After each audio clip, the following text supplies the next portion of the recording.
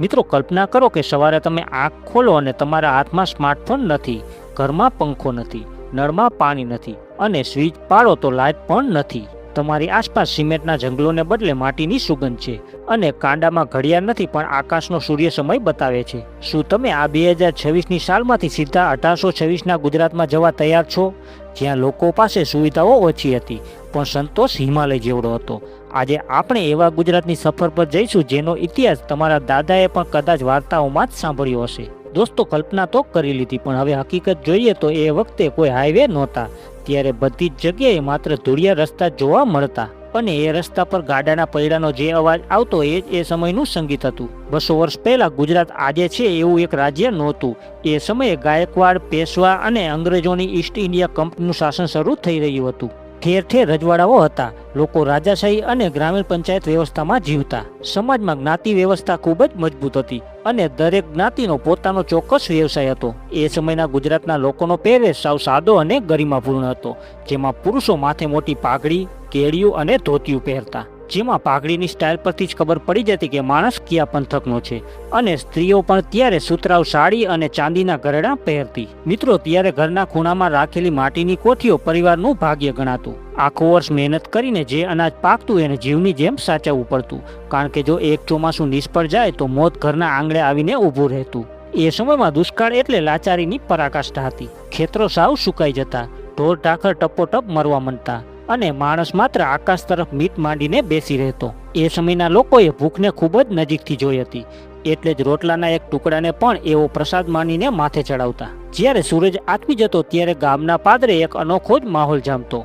ગામની રક્ષા માટે રાત્રે ચોકિયા તો હાથમાં લાકડી અને મસાલ લઈને પહેરો ભરતા. વન્ય પશુઓ અને બહારવટીયાઓનો ભય એ સમયે હકીકત હતો. ખેતરોમાં રાતવાસો કરતા ખેડૂતો માટે માચવ જ એમનું ઘર હતું. અંધારી રાતે વગડામાં શિયાળની લાડીઓ સંભળાતી હોય અને કાતિલ ઠંડી ખુલ્લા આકાશમાં લાગતી હોય ત્યારે એક ધાબળો ઓઢીને આખી રાત જાગવું એ ખેડૂતની મજબૂરી નહીં પણ જીવવા માટેની એક જરૂરિયાત હતી. એ સમયનો માણસ જાગતો હતો એટલે જ ગામડાઓ સુરક્ષિત હતા. ત્યારે રસ્તાઓ ડામરના નહીં પણ કાંટા અને પથ્થરના હતા. એ સમયે ચંપલ પહેરવા એ દરેકના નસીબમાં નહોતું. મોટાભાગનો ખેડૂત અને મજૂર વર્ગ ઉઘાડા પગે જિંદગી કાઢી નાખતો.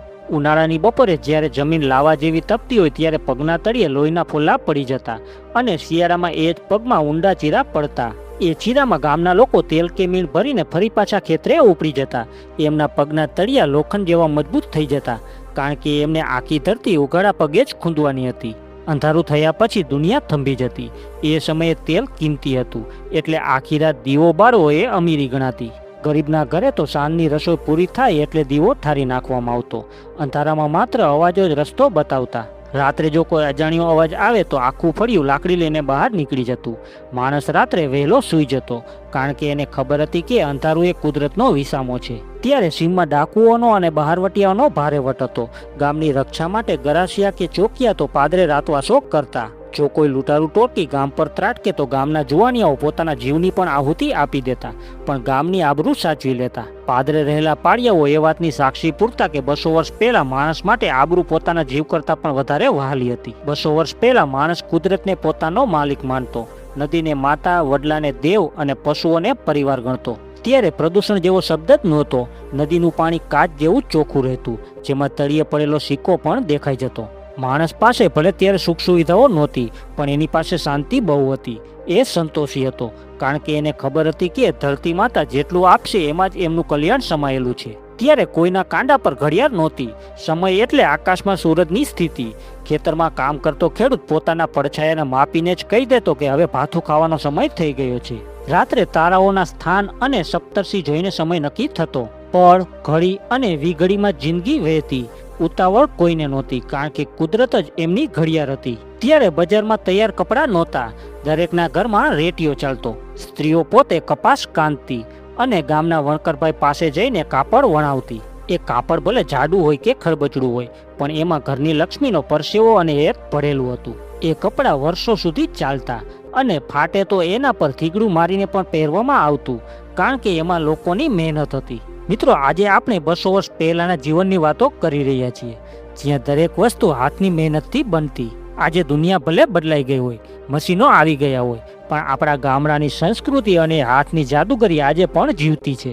મારી નજર સામે એવી ઘણી બહેનો છે જે આજે પણ એ જૂની પરંપરાને વળગીને દિવસ રાત એક કરીને ઊન અને દોરામાંથી પોતાના હાથે અદ્ભુત પર્સ અને બીજી અનેક વસ્તુઓ બનાવે છે.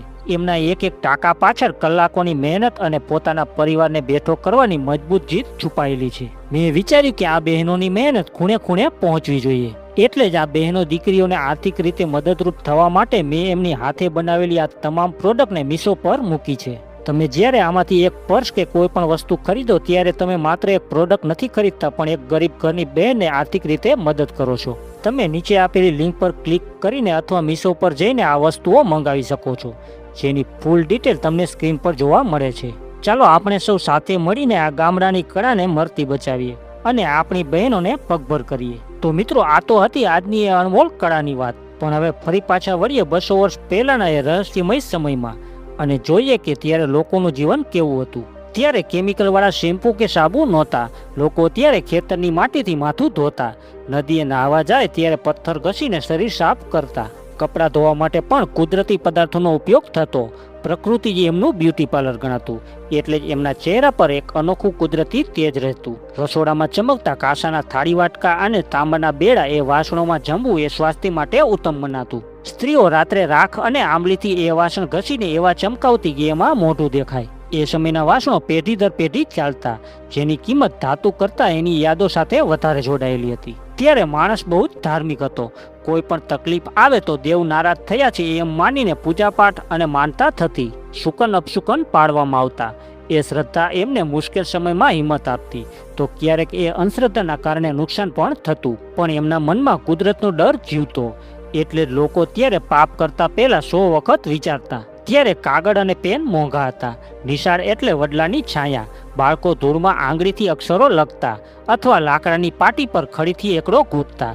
ગુરુનો આદર ભગવાન કરતા પણ વિશેષ હતો. લોકો જ્યારે દીકરીને સાસરે વળાવતા ત્યારે મા બાપના જીવ અધર થઈ જતા. સંદેશો પહોંચાડવા માટે કોઈ માધ્યમ નહોતું. જો દીકરીના ગામનો કોઈ માણસ કે ગાડું નીકળે તો જ સમાચાર મળતા. એ પત્રની કે સમાચારની રાહ જોવામાં જ વર્ષો વીતી જતા.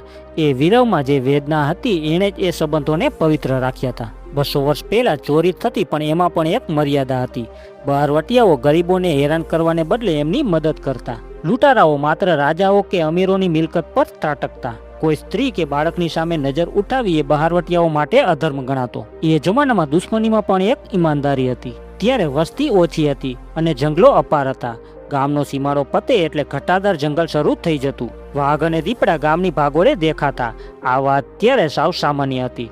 માણસ અને પ્રકૃતિ વચ્ચે એક અનોખો સમન્વય હતો. લાકડા માત્ર બળતણ તરીકે જ લેવાતા, બાકી આખું જંગલ પવિત્ર ગણાતું. શુદ્ધ હવા અને ઠંડક એ સમયની ખાસિયત હતી. ત્યારે ઉનાળાના દિવસોમાં રસ્તામાં વિસામો ખાવા માટે આજની જેમ કોઈ હોટલો કે દુકાનો નહોતી. ગામની ભાગોળે કોઈ પુણ્યશાળી માણસ પરબ બનાવતો. માટીના મોટા માટલા ઉપર લાલ કપડું અને લોટા ભરીને પીવડાવેલું એ ઠંડુ પાણી.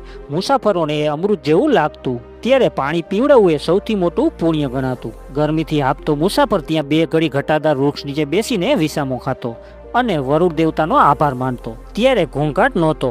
ત્યારે માત્ર પ્રકૃતિનો નાદ સંભળાતો. ચકલી, કાગડા અને મોરના ટંકાથી સવાર પડતી.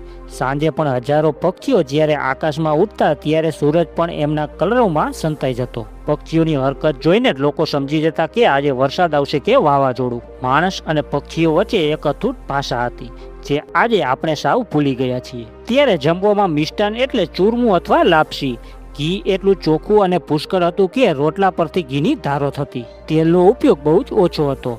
ઘી અને દૂધ આહારનો મુખ્ય ભાગ હતો. માણસો જે જમતા એ સીધું જ લોહીમાં ભળતું. એટલે જ 200 વર્ષ પહેલાના માણસો આજ કરતાં ખૂબ જ મજબૂત હતા. ત્યારે ઘરની દિવાલો પર રંગ લગાડવા માટે કોઈ પેન્ટર નહોતા. ઘરની સ્ત્રીઓ જ પોતે ગેરું અને ચૂનાથી દિવાલો પર અદ્ભુત ચિત્ર દોરતી. સાથિયા, હાથી, ઘોડા અને વેલબુટીઓથી આખું ઘર જીવંત લાગતું. એ કળામાં કોઈ મોંઘા સાધનો નહોતા.